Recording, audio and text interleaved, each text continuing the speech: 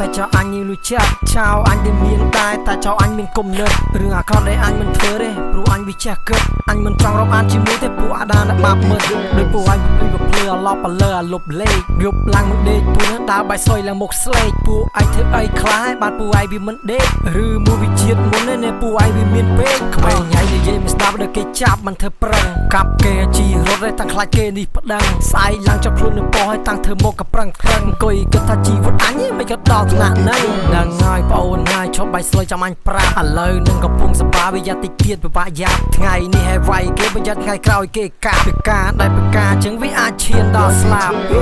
ឃើញអញនេះមកស្លេកតែអញអត់ដេកអញរកលុយយប់ឡើងអញឈៀអញតនុយដើរលេងជាមួយនឹងគ្នាអញអត់មានកតុយមិនដូចពួកឯងនេះកពើដើរលេងអត់លុយវាច់ក្តួយមិនដល់ពួកឯងអត់លុយឲ្យពួកឯងអញតែឡើងពេញនេះពួកឯងនេះអញបងបាយបងឡើងពេញឯងមើល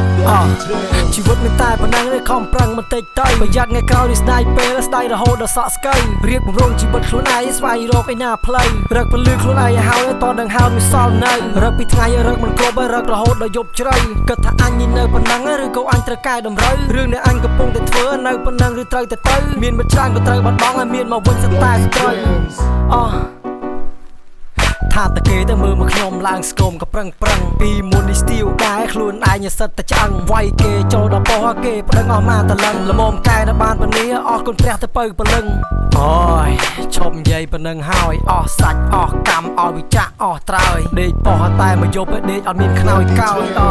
អភិវឌ្ឍនៅខ្លួនឯងកុំឲ្យខ្លួនឯងចឹងទៀតគិតខ្លួនឯងនៅតាំងពីមុនមិនក៏ឯងទៅចោលមកសៀតផ្លូវល្អនៃម៉ាកណឺចូលចិត្តតែនៅកលៀតយប់ឡើងមិនដេកពួនថាវាឆ្លៀតនោះឆ្លៀតដល់អាយុប៉ុណ្ណេះហើយនៅតែអង្គុយគិតថាពីមុនអញគិតអីរាប់តែពួកអាបាប់មិត្តផ្លូវភ្លឺមិនព្រមដើរចូលចិត្តតែផ្លូវងងឹត